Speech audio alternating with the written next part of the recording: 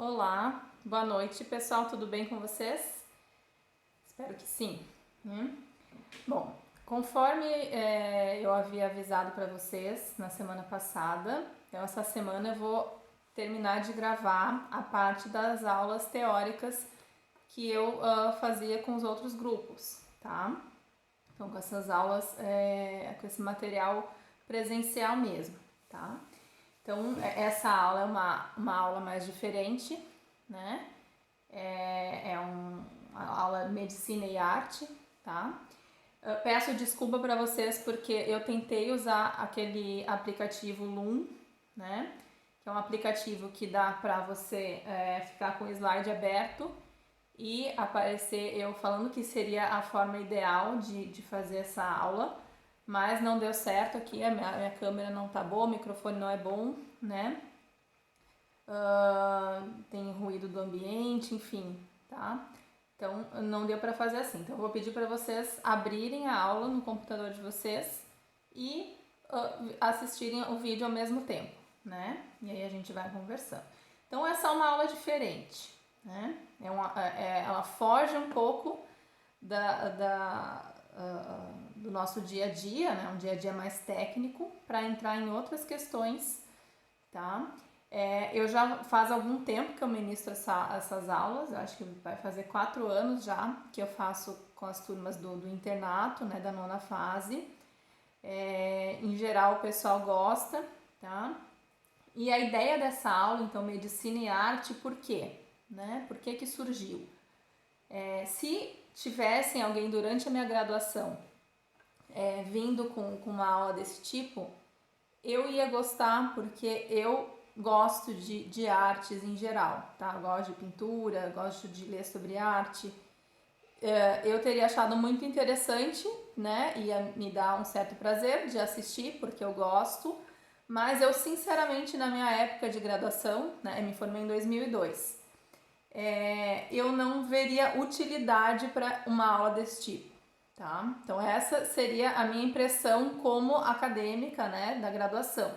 Se me aparecesse em alguma disciplina, alguma matéria relacionada a humanidades médicas. Então a gente tem muito essa ideia, né, do que aquilo serve pra gente, tá? Mas aí acontece o quê? Quando eu comecei a me interessar e me aprofundar um pouco numa formação humanística, principalmente aumentando, né, incrementando os meus estudos de filosofia e literatura, eu percebi que isso ajudou muito na minha medicina, muito mesmo. Observo uma grande diferença. Então, a ideia aqui realmente é lançar uma sementinha, né, além de descontrair um pouco, né, principalmente nesse momento agora que a gente está passando, tá? Mas é essa questão, tá? Por quê? E aí a gente pensa, por que será que isso me acrescentou na minha prática médica? E a gente vai pensar assim, porque a medicina, né, que tipo de ciência que ela é? Então, a medicina, ela parece que ela está num limbo, né? Como diria Edmund Pellegrino, né? A medicina, ela é a mais humana das ciências e ela também é a mais científica das humanidades. Então, ela está num meio termo ali. Então, a gente tem uma parte técnico-científica muito forte e a questão da formação humanística, a gente tem uma deficiência, tá? E isso não é uma questão que foi uma necessidade ao longo do tempo. Se a gente for pensar o médico em outras épocas, né, quando a medicina, lá no Renascimento, fazia a parte das artes liberais, né? Os médicos, eles tinham uma formação humanística, sempre tiveram. Então, os médicos sempre foram pessoas muito cultas, tá? E aí, o que aconteceu no século XX? Então, um aumento muito grande de conhecimento técnico, médico técnico, tá? Biológico, enfim, tá? Um aumento muito, muito grande em relação a outras épocas. E uma necessidade de padronização da medicina. Então, porque no início do século XX, tá, principalmente nos Estados Unidos, começaram de se abrirem muitas faculdades de medicina e aí se viu uma necessidade, não, cada lugar está fazendo de um jeito, nós precisamos padronizar. E aí surge então uma reforma curricular, que a pessoa que encabeçou essa reforma foi o Abraham Flexner, que atualmente às vezes chega até a ser muito criticado por algumas alas, né, da medicina por ter feito essa fragmentação, e aí, enfim, né, muito a questão muito do recorte, muito cientificista. Mas a gente tem que ver, não numa posição de criticar isso, mas numa questão da necessidade. Uma necessidade de acolher e assim, isso deu muito resultado, a gente vê os resultados da medicina, tá? Mas a gente também começa a perceber algumas questões, tá? Algumas lacunas que precisam ser preenchidas e a gente começa a ver que uma formação humanística é importante, né? E aí a gente vai pensar assim, como fazer isso, tá? Como introduzir isso num currículo de medicina, tá? E a gente vai ver assim, né? Existem diversas experiências no mundo inteiro de humanidades médicas, principalmente nos Estados Unidos. Lá foi onde começou esse resgate das humanidades há mais tempo. Inclusive, eles já tiveram a oportunidade de estudar, assim, fazer estudos para ver o resultado disso. Será que isso trouxe resultados na prática, na melhora da empatia dos profissionais, tá? E os resultados também são bastante discrepantes, tá? Até porque os programas são muito diferentes. Quando que a gente vê alguns locais colocando, por exemplo, a medicina narrativa, que tem alguns locais que trazem muito isso, a questão da literatura. Outros trazem, por exemplo, a introdução de estudo da arte mesmo, da pintura, para disciplinas como anatomia ou até a cirurgia plástica, enfim, tá? Então é muito diferente. E aí a gente vai ver assim, aqui no Brasil poucas universidades ainda têm algum programa de humanidades médicas. Na Unisul tinha disciplina, né, que era uma disciplina extracurricular, tem a Liga, eu sei que vocês, da turma de vocês, bastante gente participou, né, tem alguns rostinhos que eu me lembro também, porque eu cheguei a participar de alguns encontros lá com o professor Roberto Dávila, e pelo que eu me lembro, o programa dessa disciplina era principalmente se aprofundar na questão da literatura, tá? Mas o que a gente tem que pensar assim, não tem uma receita de bolo para fazer isso, infelizmente, tá? Vamos precisar de muitas experiências e avaliar isso para ver como seria a melhor forma de introduzir esse tipo de assunto para os médicos, tá?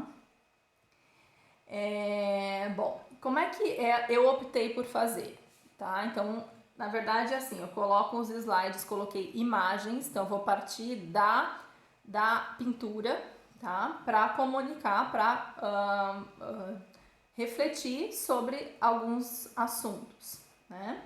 Então, como é que eu fazia na aula? A gente vai fazer assim, tá? Eu vou passando os slides e no grupo, quando a gente faz essa aula, em geral não é bem uma aula, é mais uma conversa. Então, aparece a imagem, eu sempre solicito para os alunos que pensem e falem o que eles estão pensando. Então, muitos elementos que a gente reflete vêm a partir do que os alunos falam. Então, isso a gente não vai ter essa experiência das reflexões que vocês vão fazer, tá? Porque aí, quando os alunos me trazem coisas sobre o que eles estão percebendo ali, eu vou comentando em cima, né? Infelizmente, a gente não vai ter como fazer isso, tá?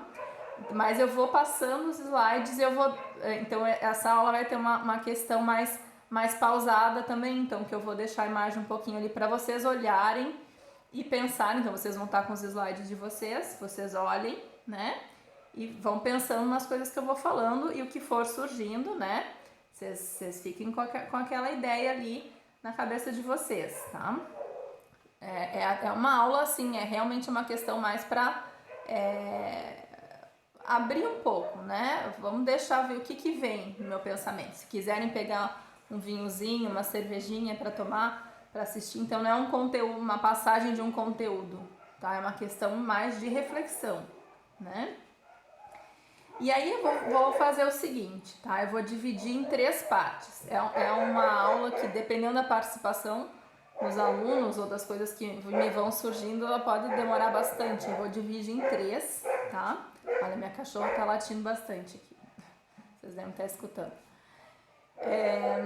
E vou dividir em 3. Então, num primeiro momento, que vai ser hoje, eu vou falar sobre mais ou menos o histórico da cosmovisão médica, né? Como é que evoluiu o nosso pensamento para a gente pensar do jeito que a gente pensa atualmente.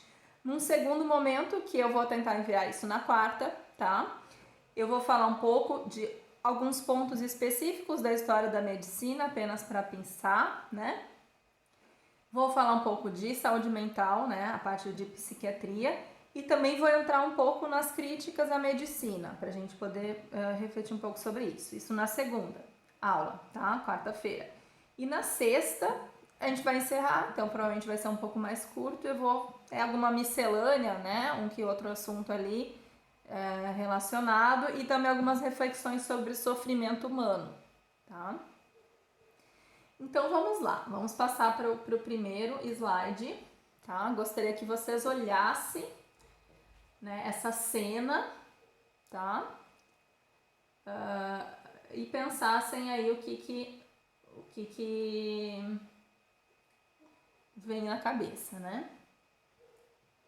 Não leiam, né? Não sei o que aparece para vocês, tá? Se for possível, não ler o que está escrito embaixo, né? Apenas olhem para a imagem, tá? O que a gente vê ali, né? Que eu peço para as pessoas olharem, então, em geral, o que aparece, né? Então, a gente tem no centro dessa figura, tá? Uma situação ali que parece de uma morte, né? Ou parece que o paciente está morrendo. A figura ali de preto, também, às vezes as pessoas ficam na dúvida, quem é aquele ali, né? Aquele ali é o médico. O médico nem sempre usou branco, né? Que a gente conhece até pouco tempo atrás.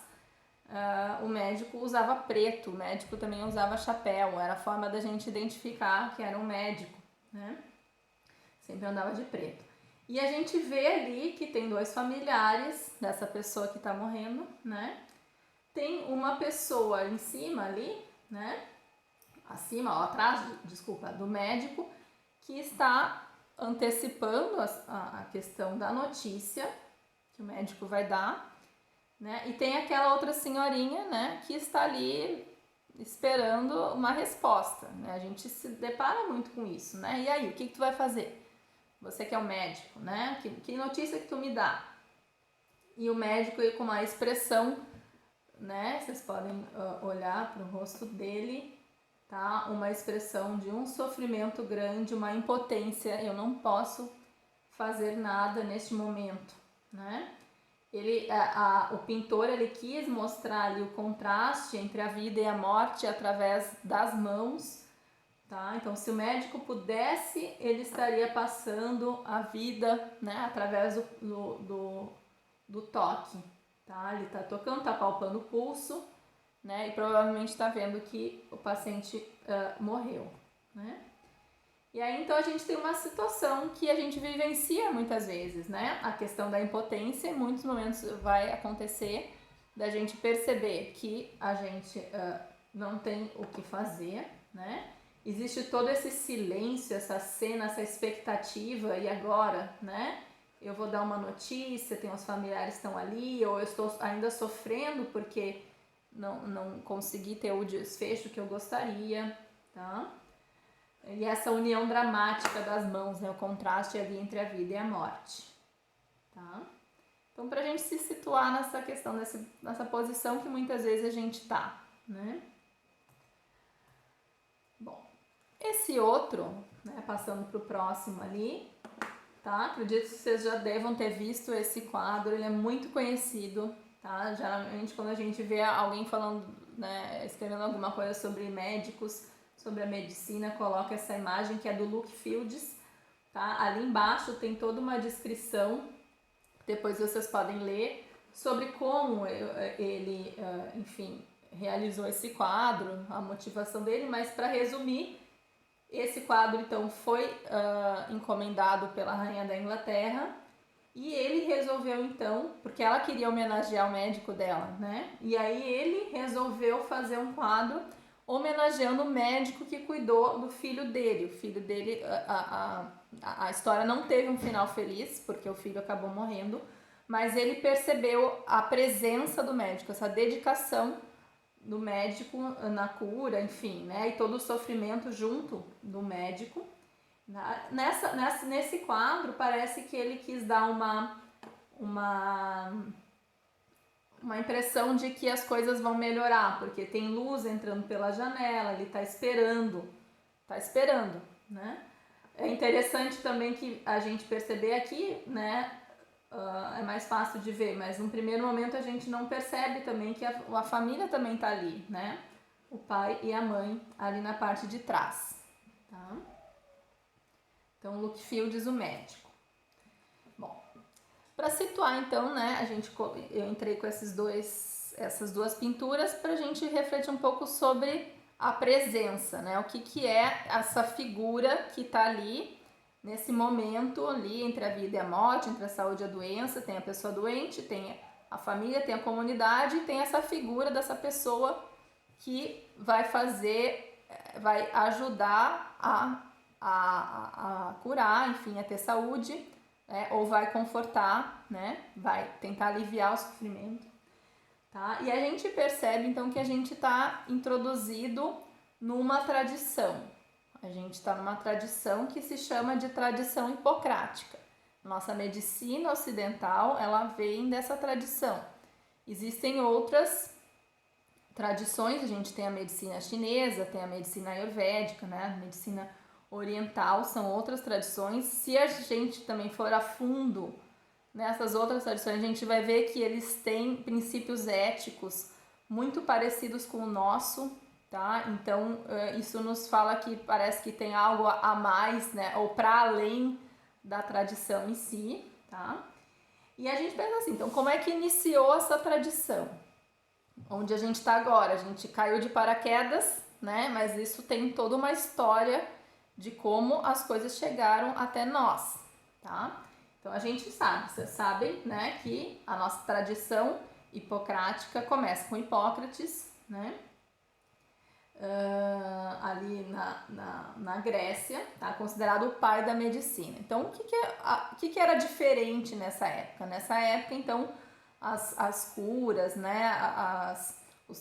O jeito de lidar com o sofrimento tinha muito uma questão mais voltada para a parte espiritual. Então, tinha aqueles templos de Asclépio, né? Aquelas curas, tá?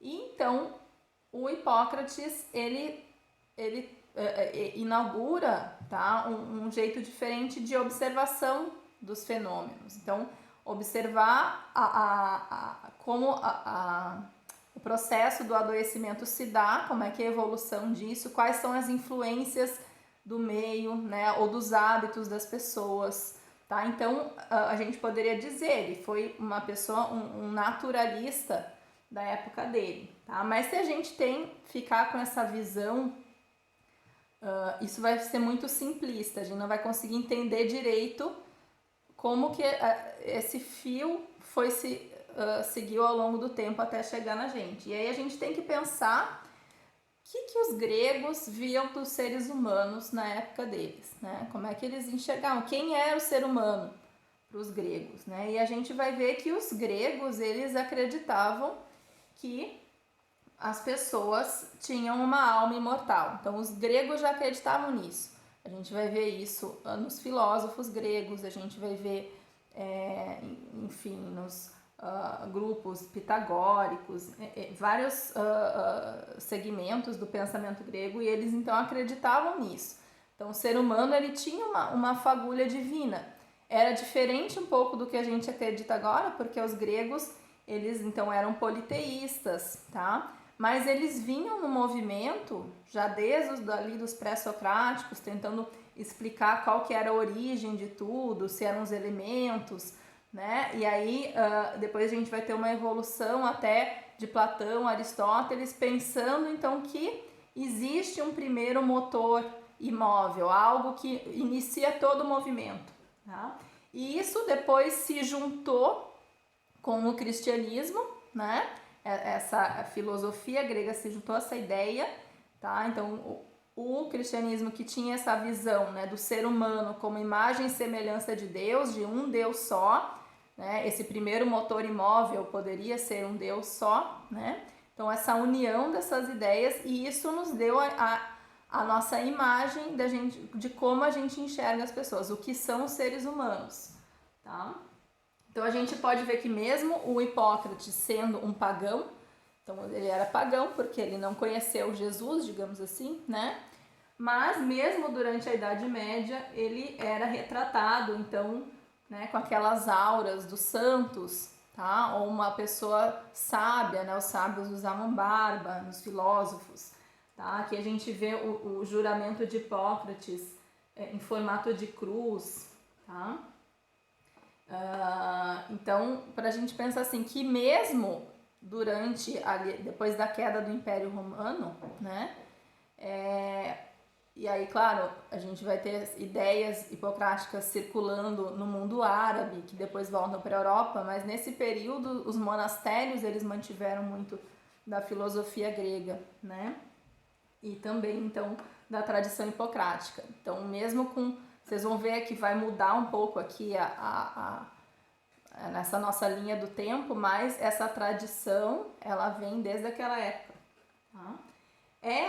Vocês já devem ter feito isso, tá? Mas recomendo, uma hora que tiver ali, né? Vou tentar olhar na internet quais são os aforismas atribuídos a Hipócrates, que também não se sabe se tudo é verdade, né? Existem várias teorias, mas vale a pena ler o que ele falou. Coloquei umas ali, né? Olha ali, a vida é curta, a arte é longa, a ocasião fugidia, a experiência enganosa, o julgamento difícil, né? Então, olha só o momento que a gente está vivendo, né? Eu já estava falando, não tem receita de bolo, é difícil, tá? E já estou trazendo isso desde aquela época, tá bom? Olhem, leiam os aforismos se vocês ainda não tiveram oportunidade, tá bom? Vamos passar para frente.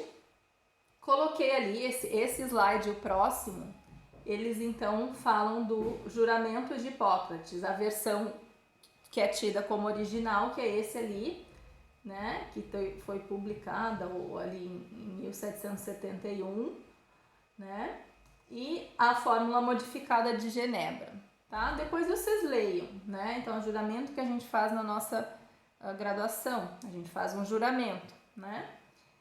Então leiam, tem um livro lá, bom, não falei dos livros, a gente nem teve oportunidade de falar, acho, disso, né? Eu falei ali do Viktor Frankl para vocês, enviei lá o PDF, consegui. Tem outros livros lá que também vocês podem pegar quando voltarem para o ambulatório, enfim, tá? Ali só me avisando que pegou emprestado e aí... tá? Porque senão também os livros somem, depois eu não sei mais onde estão, né? Mas ali tem um livro de um oftalmologista brasileiro lá do Espírito Santo, que ele gosta, né? Ele tem um interesse pela essa questão das humanidades e ele publicou alguns livros já de bioética e ele comenta o juramento de Hipócrates, cada item daqueles ali. Ele faz um comentário, o nome do livro é Tradição da Medicina, tá? Então vale a pena também dar uma olhadinha nesse livro, um livro bem pequenininho também, bem fácil de ler, tá? Mas depois vocês leem, comparem um com o outro, uma atualização para nossa época, tá? Vamos tentar se colocar naquela época, tá? Bom, outro nome que a gente tem aí importante na história da medicina é o Avicena ou Ibicina. A gente vê ali então, né, que ele também, além de médico, ele era filósofo, ele escreveu sobre vários assuntos, tá? Filosofia, teologia, astronomia, então era uma pessoa muito sábia, né? Assim como Hipócrates também. O Avicena, ele vai, o personagem, né, real dele aparece naquele livro O Físico. Não sei se vocês já leram O Físico. Se não viram, também tem um filme que não é tão bom que nem o livro, para variar, mas tem um filme, eu acho que tem no Netflix, tá? O Físico, e aparece lá então o Avicena, que o rapaz que quer ser médico acaba indo atrás do Avicena, né? Então o Avicena, ele foi a primeira pessoa que escreveu um cânon de medicina, do tipo Harrison, né? com toda a questão da fisiopatologia, como é que é a manifestação clínica, os tratamentos, prognóstico, tá? E aí o principal livro dele, esse cânon, né, foi traduzido para o latim, né, tem ali em árabe, latim e francês, tá? Isso ainda lá no século XII, tá? Circulou pela Europa. Bom, vamos seguir então no tempo, a gente fala um pouquinho de Hipócrates e Avicena. Agora vamos pensar um pouco como é que se deu a origem dos hospitais. O jeito que a gente conhece, os hospitais que a gente conhece, eles surgiram aonde, como, né? Então essa imagem ali, que é uma imagem do século XV, tá? A cura dos doentes nel pellegrinaio, tá? Isso em Siena, na Itália. E aí a gente vê que tem várias coisas acontecendo, né, ali, tá? Então, discussão de caso clínico ali na esquerda, né? A atenção de um doente num leito, né? Tem toda a questão ali, então, né, de um exame clínico. Existe também um monge que talvez esteja ouvindo uma confissão, né? Até tem animais ali, então meio esquisito isso, tá? Mas aí pra gente saber assim que os hospitais, eles surgiram, né? Eles começaram a aparecer no século X, tá? Então na Idade Média, né? E ele começou como um local para receber pessoas, para hospedar. Então por isso que hospital tem esse nome, é um nome parecido com hotel, né? Ou com hospedaria, tá? Porque ele recebia o quê? Então, vocês lembram lá, quando caiu o Império Romano, a sociedade se desfez, se começou a organizar em forma dos feudos, né? Tinha toda aquela proteção militar, era muito perigoso viajar de um local a outro, né? Então, esses locais, eles surgiram mesmo para abrigar viajantes, tá? Então, e aí depois ele também começou a receber pessoas pobres, indigentes e doentes, pessoas que às vezes tinham que ficar em quarentena, né? Enfim. E aí então você vê, né, o surgimento já ali, os hospitais mais antigos da Europa, eles vão surgir ali no século XII, tá? Então por quê? Como é que se espalharam os hospitais? Tá? Então a gente vê uma orientação, uma formação de uma ordem religiosa. Tá? Os hospitalários do Espírito Santo acabam então surgindo hospitais em vários locais da Europa. Tá? E aí a gente então começa a perceber que existe na origem dos hospitais uma motivação religiosa bem forte. Tá? Então a gente tem essa fachada ali, vocês podem passar no próximo que dá para ver melhor, tem esse hospital na Itália, né? Ele tem toda essa fachada bem bonita de cerâmica, em que eles colocam ali, né, as 7 obras de misericórdia. Quais são? Tá?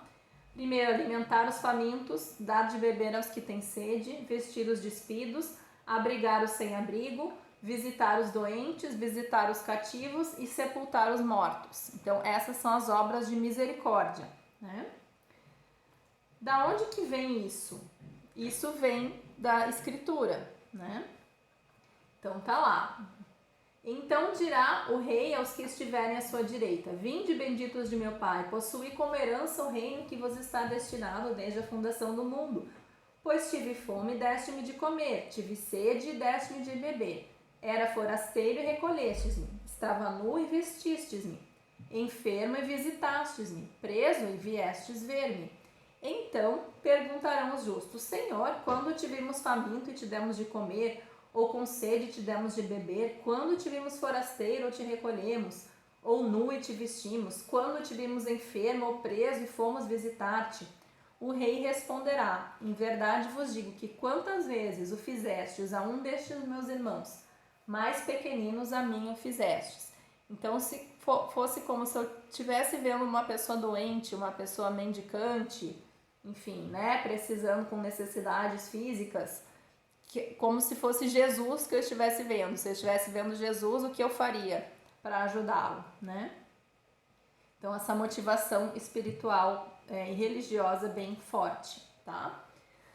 Andando um pouquinho no tempo. Então, a gente vai ver aí que a Idade Média, onde surgiu os hospitais, então a gente tem uma visão muito negativa da Idade Média, de uma época mesmo muito difícil, tá? Mas várias coisas surgiram depois que foram pavimentando um crescimento, né, posterior, e a gente vê que não existia um conhecimento científico naquela época e a motivação era mais religiosa, tá? Desse cuidado com as pessoas.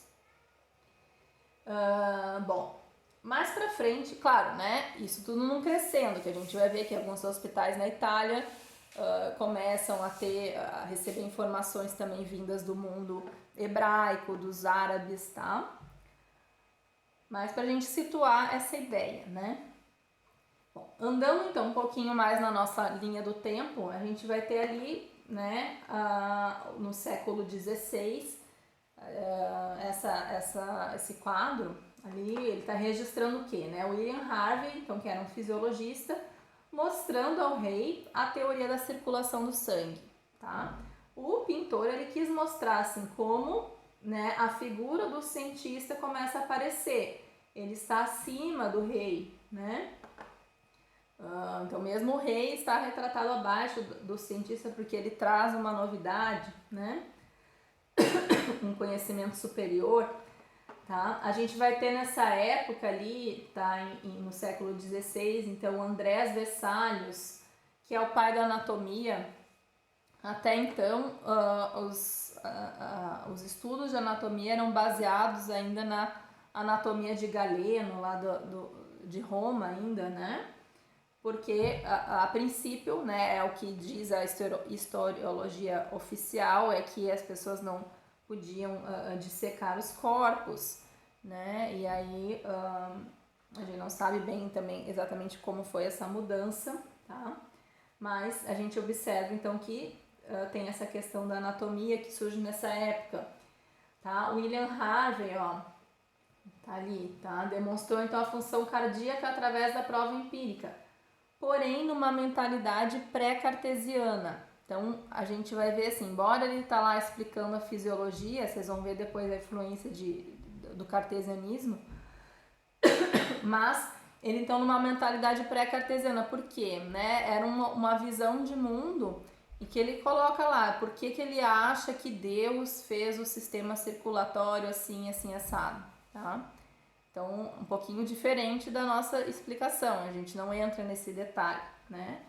Ou nessa, não vou dizer detalhe, mas é uma questão de cosmovisão, né?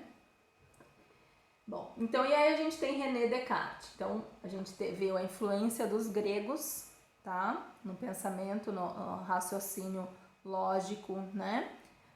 A gente tem a questão da religiosidade, do entendimento do ser humano, né, como alguém a ser ajudado, do ser humano, então, como uma imagem de Deus. A gente vai ter, então, ali no século XVI, a influência, então, do cartesianismo, tá? Então, que vem com René Descartes. Vocês lembram do René Descartes? O René Descartes foi um dos principais filósofos do racionalismo. Então, existe uma disputa, né? Depois, mais para frente um pouquinho, entre o racionalismo, então, o racionalismo, o que ele fala, né? Que os nossos sentidos, não são confiáveis. Eu estou sempre duvidando das coisas, né? Que até o René Descartes, ele chamou isso de a dúvida metódica, né? E aí eu deveria depurar essa minha dúvida ou esmiuçar o problema ao máximo, e depurando ela o máximo que eu puder até chegar num conhecimento abstrato perfeito, que a analogia que a gente faz aqui é com a matemática. Então, a matemática seria a ciência perfeita, então por isso, né, a razão. Através da razão eu posso chegar num conhecimento perfeito. Os racionalistas, eles tinham uma briga com os empiristas. Os empiristas falavam, não, a nossa razão ela não é confiável, ela é dúbia, ela pode nos induzir ao erro. Nós devemos confiar na experiência, naquilo que a gente observa da nossa experiência. Tá? Então existe uma disputa tá? E aí disso também vão surgindo outras ideias, né? Mas a gente vê a influência enorme, então, do cartesianismo, tá? Então, se eu tenho um problema complexo, eu devo dividir ele em várias partes. E aí eu vou submetendo ele a testes sistemáticos, tá? O cartesianismo, ele tem uma influência enorme no nosso jeito de pensar, tá? E na medicina também. Então, a gente separa os órgãos do corpo e vamos a fundo, aprofundando no problema, tá? Até depurar, até fazer todos os testes, ter todas as certezas. Então, o cartesianismo, ele deu uma ferramenta muito grande para o Ocidente, né? Para lidar com a matéria, para desenvolver instrumental, né? Enfim, todas as áreas do conhecimento. Tá? Mas a gente agora, né? Eu digo agora, assim, na nossa época, século XX, a gente também começa a perceber que falta, né, algo para juntar isso, né, para ter uma explicação sistêmica. Claro que isso é muito difícil, porque a ciência é fracionamento. Tá? É difícil a gente ter uma explicação total das coisas, porque nunca a gente vai chegar na totalidade. A gente sempre vai ter que separar algo e estudar aquilo ali, e nem sempre aquilo vai se aplicar para o mundo real. Tá? E a gente vê as dificuldades disso agora. A gente está vivendo um momento que tem uma dificuldade. Então, existem experiências em relação a como lidar com o coronavírus em diferentes lugares. Ainda não temos respostas em termos de ciência, de fazer ensaios clínicos, em termos de comparação, nós ainda não temos, né? E existe uma dificuldade de articular a questão técnica ou biológica com outras questões e outros problemas que estão conectados da sociedade, né? Tá? Então, para vocês verem assim, a influência que tem o cartesianismo, né? E aí, então, cada vez a ciência ela vai crescendo mais em status, tá? A gente vai ter ali as aulas de anatomia sendo registrada por pintores, né? Esse é um deles, tá? E aí a gente vê ali embaixo, né? Como a gente falou antes, a questão da anatomia, da dissecação dos cadáveres. Então, o René Descartes, René Descartes, vocês lembram dele, assim, não falei antes, né? Do penso, logo existo, tá? Cogito ergo sum. Então, mesmo o René Descartes, ele sendo um católico, né? Ele era católico, ele via como o ser humano como possuindo duas substâncias. Uma era a alma e outra era o corpo, tá? Então, na verdade, os católicos não acreditam bem nisso, né? Mas ele colocava isso. Existe uma alma, que é o cogitans, e existe a matéria, a res extensa, ela é a matéria. E aí, então, a matéria é o corpo, e o corpo ele pode ser estudado e fragmentado, né? A gente tem ali as lições a lição de anatomia do Dr. Tupi do Rembrandt, né? Que esse quadro é muito conhecido, né? Vocês vejam ali, né? Existem várias curiosidades sobre essa obra. A primeira é que o Rembrandt se autorretratou, né? Essa aula foi uma aula que aconteceu mesmo, são pessoas reais, né? O professor e os alunos, enfim. E o Rembrandt está aqui, ó, ele está ao lado do professor, estou marcando ali com o mouse, né? Com uma lista na mão que tem o nome dos alunos que participaram dessa aula. Existem outras curiosidades, por exemplo, a anatomia do antebraço, ela ficou invertida, né? O Rembrandt também não quis assinar esse quadro porque ele gostou muito e ele achou que a assinatura iria atrapalhar e diminuir a beleza da obra, tá? Então, um quadro extremamente conhecido na lição de anatomia. E aí, então, andando um pouquinho mais no tempo, a gente viu, então, relembrando a influência do pensamento grego, da filosofia grega, a questão religiosa na Idade Média, o cartesianismo ali depois do Renascimento, tá? Início da Idade Moderna.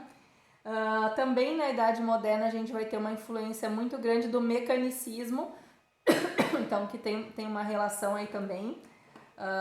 o mecanicismo, como é que ele influenciou a medicina. Então, se a física mecanicista ela pode dar tantas explicações e a gente consegue agir no mundo a partir das suas fórmulas, né?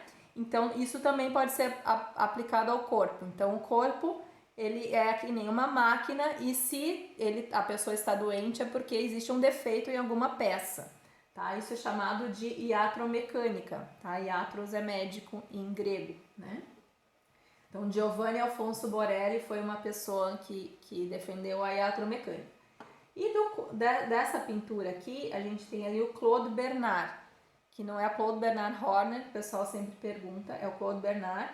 Ele foi a primeira pessoa que aplicou o método científico à medicina, né? Então, ele marcou o início da pesquisa experimental do jeito que a gente conhece, a questão da hipótese nula. Deixa eu cancelar uma chamada aqui agora, que não dá para ter.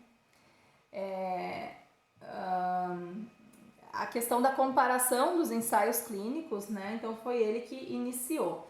E o Claude Bernard, então, ele está no momento ali de uma nova